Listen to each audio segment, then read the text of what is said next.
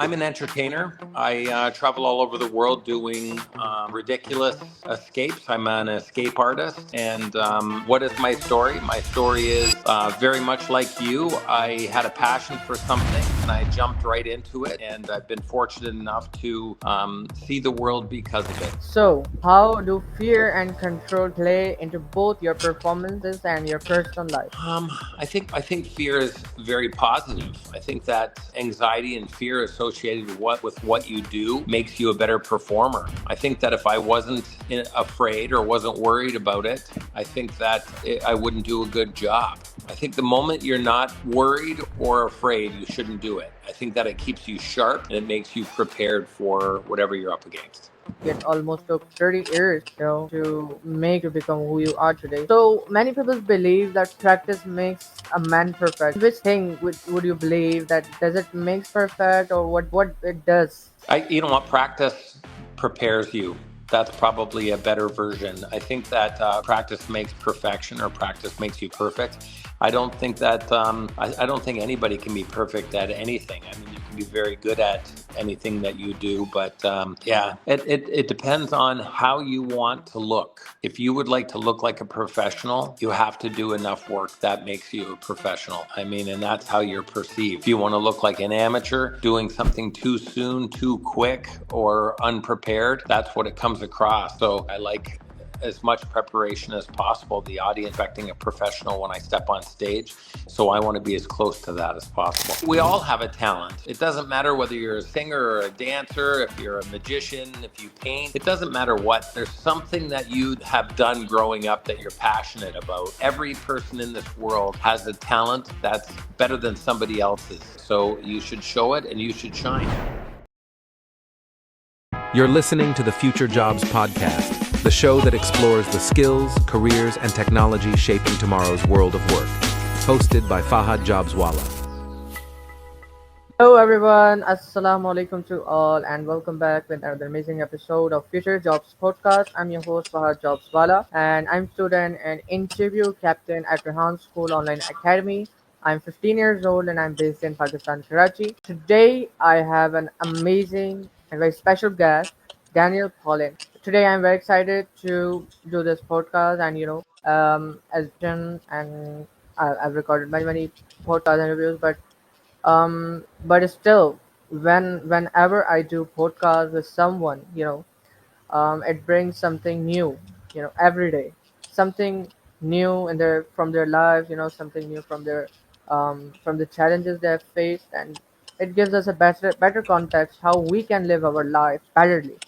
So, saying that, I've invited Dan Paulin on my show, Daniel Paulin, sorry, and we are going to have this amazing, wonderful podcast with him. So, hi, Danny, how are you? And welcome to the Ah, show. Thank you so much. So excited to be on the show with you. Lots of stuff to share. So let's jump into it. Yeah, amazing. First of all, thank you so much for giving me your precious and valuable time for this podcast.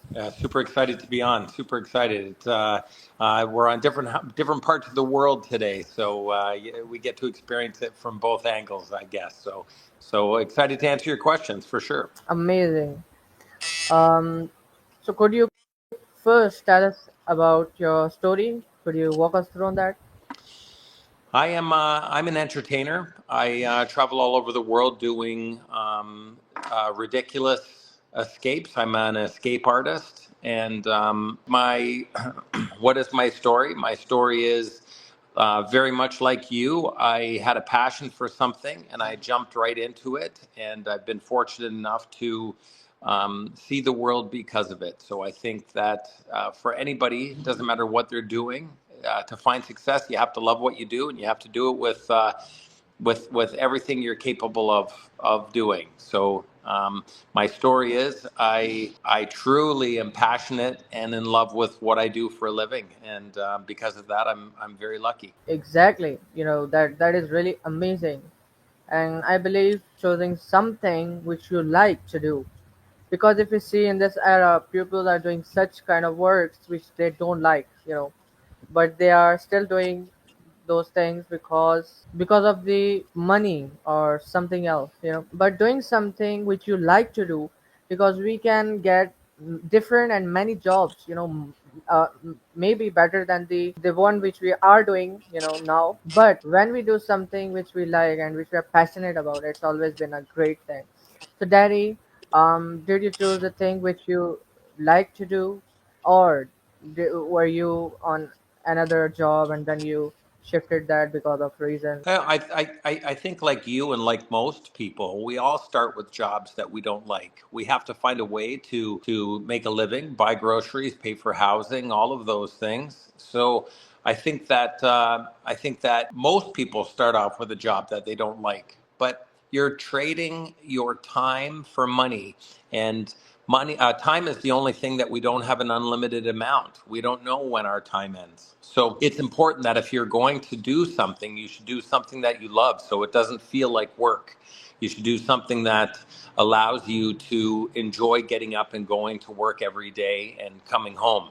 If not, it's not a good exchange. It's not a good trade. So take a look at your life. Imagine what you want to do or what brings you happy, what makes you happy. And it should be something that you're passionate about. It should be something that you would do for free. And if you can find a job like that that pays you, you will have the most success because it'll never be hard to trade that time for money moving forward. Exactly, you're very right. You've mentioned about traveling, and you're still traveling. You've mentioned you're not in your country. You're from you're in another country. So could you tell me, is this your passion too, or are you doing this traveling for some other reason? I travel for television. I perform on the Got Talents worldwide. So my next stop is Croatia, and after that it's Bulgaria. So the Got Talent industry contacts me and gives me the opportunity because of the type of job that I have. So for those of you that have that hidden talent, you should always go online and apply to the Got Talent in your area, or even Got Talents outside of your area, because it gives you a chance to see the world. It gives you a chance to travel. And for that reason, I'm super lucky. The Got Talent industry, I've done 15 Got Talents all over the world. I got a few more this year, and it's taken me worldwide. So the fact that I'm doing something that I absolutely love to do and I get to travel because of it is a blessing. Amazing. That is super amazing, Danny, and it's good to know about that. Sure, we're going to, and all the best of luck. Many wishes. That is great. You've mentioned if we have a talent, so we should not hide that talent in ourselves. We should bring that talent in the front of people, in the front of world, so that they can see that as well. Yeah, we all have a talent. It doesn't matter whether you're a singer or a dancer, if you're a magician, if you paint, it doesn't matter what. There's something that you have done growing up that you're passionate about. And if you have the ability to find a way to make a living doing that, that's when you're lucky. That's when you're super blessed. And when you're excited about something and you love doing it, you try to do it harder than something that you wouldn't love to do. So if you love to sing, you'll sing all the time, not because you have to. You'll try to work that Mhm. talent. And I think the Got Talents worldwide given people the opportunity to showcase the best version of themselves. They give people the opportunity to showcase what's great about that individual. And I think that every person in this world has a talent that's better than somebody else's. So you should show it and you should shine. Exactly, exactly. So you've escaped from handcuffs, straitjackets, and labels. What's the hardest thing you've not escaped from? I think anytime there's fire involved, it's dangerous. I think that escaping from locks or handcuffs or straitjackets, all of those things just take time and practice. But I think when you involve fire, fire doesn't follow the rules. Fire does what it wants to do on its own, and because of that, anytime there's fire involved, it makes the escape so much more difficult because. Nobody wants to get burned. Nobody wants to breathe the smoke or feel the heat. So I think that the hardest thing to deal with is fire. And nobody wants to die. Yeah. Amazing. So, what's more powerful to you, illusion or belief? I I don't think a good escape requires an illusion. I think that if you were escaping something properly, I think that there's no need to trick or to create a facade. I think that illusion or magic and illusion are their own thing. I think that people can accept that they're going to see something that's not real, or they can accept that there's a trick. But when it comes to escape, there's no trick. You have to just do the work. You have to pick the lock, untie the rope, hang in position. I think they're two totally different levels of ability. Exactly. So, how do fear and control play into both your performances and your personal life? I think fear is very positive. I think that anxiety and fear associated with what you do makes you a better performer. I think that if I wasn't afraid or wasn't worried about it, I think that I wouldn't do a good job. I think the moment you're not worried or afraid, you shouldn't do it. I think that it keeps you sharp and it makes you prepared for whatever you're up against. Exactly. So, how does a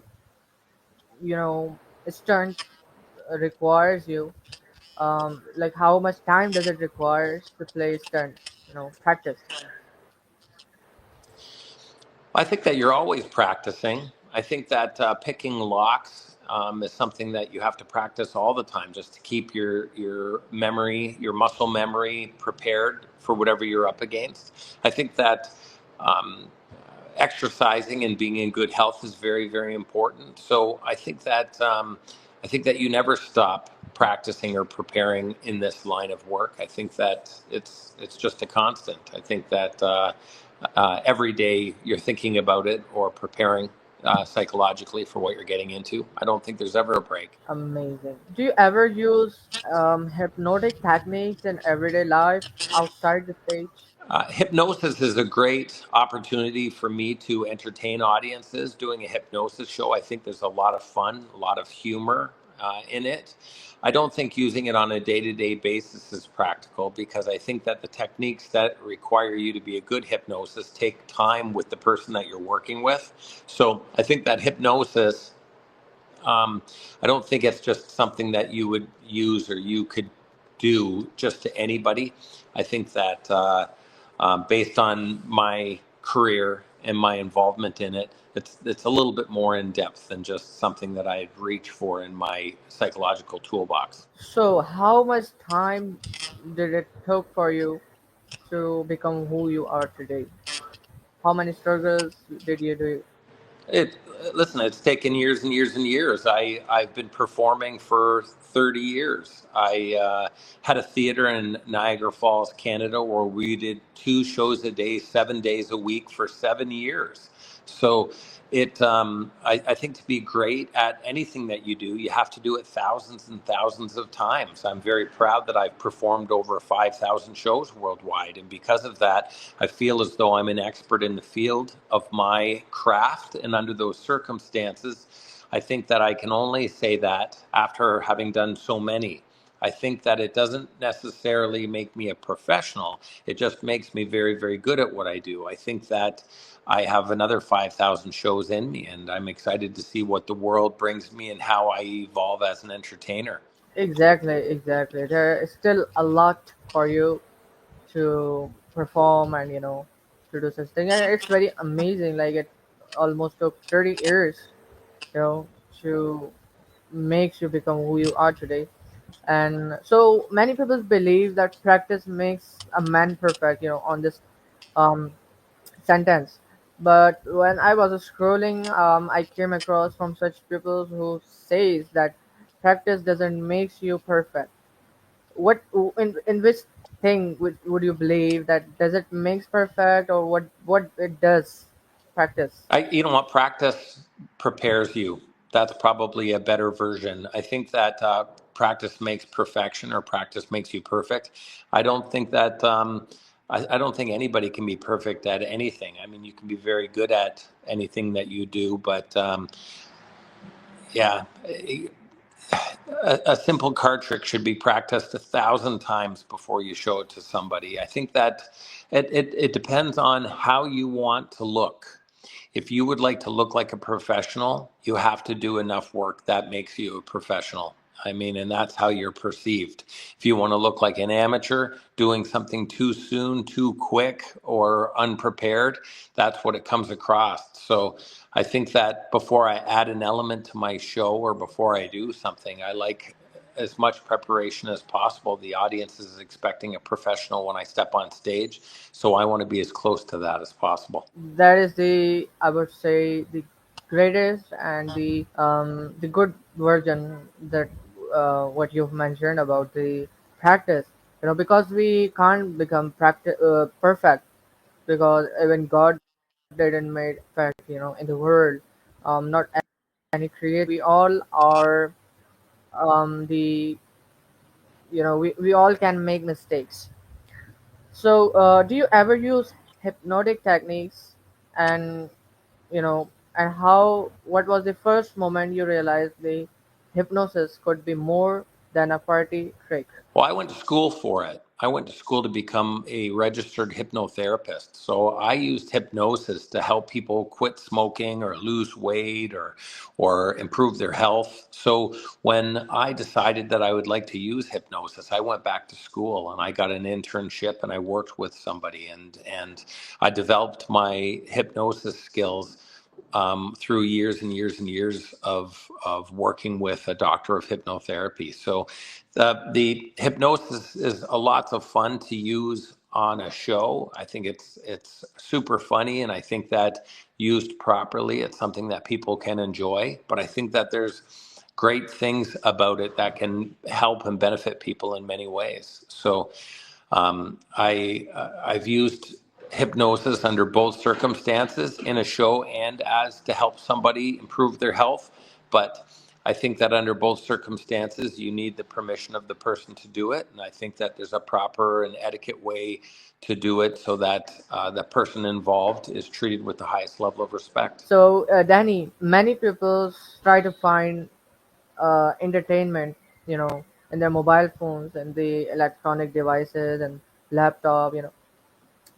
Today I'm in the front of an entertainer, who used to entertain people, lively, physically, and do stunts and amazing stunts.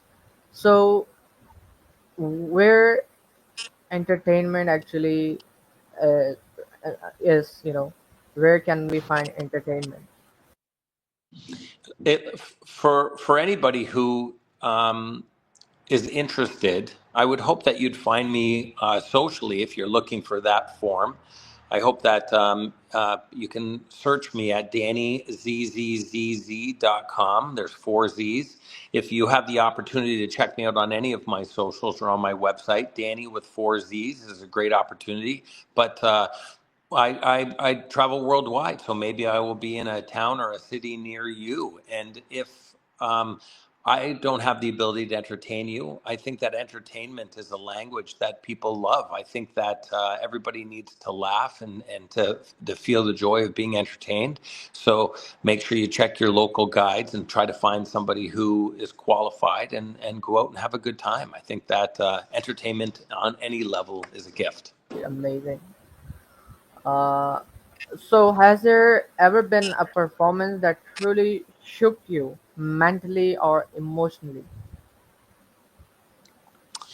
I did a escape for 2CQ Vallis. It's Italy's Got Talent, so to speak. That's their version of it. And it was the first time that I had ever done an escape like that before. And although I escaped, the escape failed and I broke some bones, and it affected me in every escape I did moving forward from that point. I think that whenever you're injured or whenever there's a tragedy or something that goes wrong during uh, a stage performance or an escape, I think that it affects you and it affects the people who work for you. And I think that it changes the way I perform. I take more precautions and I look at things a lot stronger than I did at that point. Okay.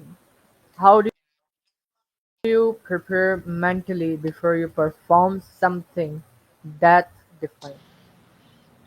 Yeah, to prepare for any show or escape, I like to think about it the day before. I like to try to relax as much as I can and go over the order of operations in my mind so that I can be prepared. And then the day of, I like to touch everything. I like to look at it and touch it and make sure that everything that I'm going to be using is valid in the way I need it to be. And when I've got all of that in check and I feel confident with my staff and what I have, then it's time to go. Let's do it. Amazing. So do you do meditations as well? I don't know. No, not really. I don't think I do meditations. I mean, I might just relax and go through it with my eyes closed for just a minute or two to try to see the order of operations or what I'm about to do. But I don't really spend very much time doing it. Just to make sure that my brain is in order. That's all. That is the great thing as well. Like many people believe that meditation is something that we have to do for 5 minutes or 30 minutes, something like that. But this is the form of meditation as well. Like you have to close your eyes, and when you close your eyes, you have to take breaths and just relax your mind and just forget the other things, which can move your path through that thing where you want to focus on. Yes. So that's what the meditation is. So what's the psychology behind an unforgettable show?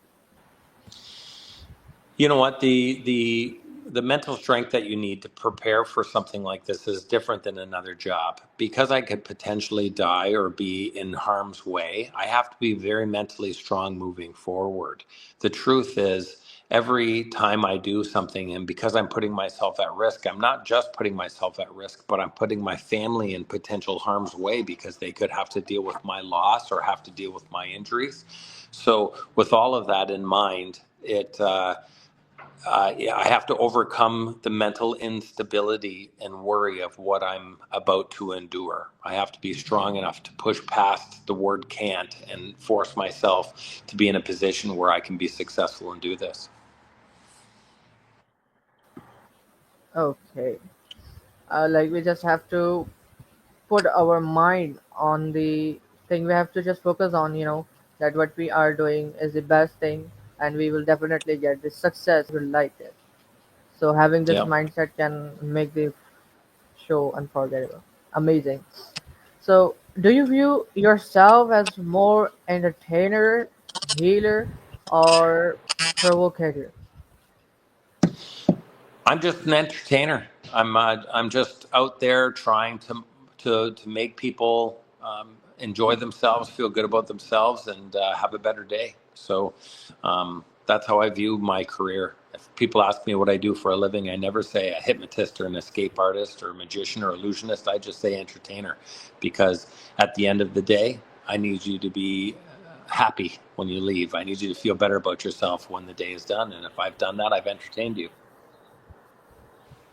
Amazing, And in our country, we had a very famous and very amazing comedian and entertainer. He died in 2023. Um, like people were used to say that he is doing prayer. Like he is a prayer because he makes people laugh. You know and if someone is sad, and if the person is laughing just because of you are entertaining him, so like this is kind of prayer. Hmm. Prayer is just not that you're going church, you're going mosque, and just praying. that is not exactly, that is a form of prayer, but there are a lot of kind of prayers, and one of those best way is to make someone laugh through so in your opinion, what's the most misunderstood aspect of hypnosis? Well, I think I will end it with this answer as my office phone rings behind me. Um, I think that people think hypnosis is uh, uh, mind control or something negative. And I can say to you that I find it very, very positive. I don't think that we affect the soul or we go in too deep. Really, everybody who's hypnotized hypnotizes themselves to some degree. It's no different than daydreaming. It's no different than putting yourself into a relaxed state or meditation. So I will say that the misconceptions associated with it firsthand, I can say to you, uh, people need to let it go. It's just good, clean fun.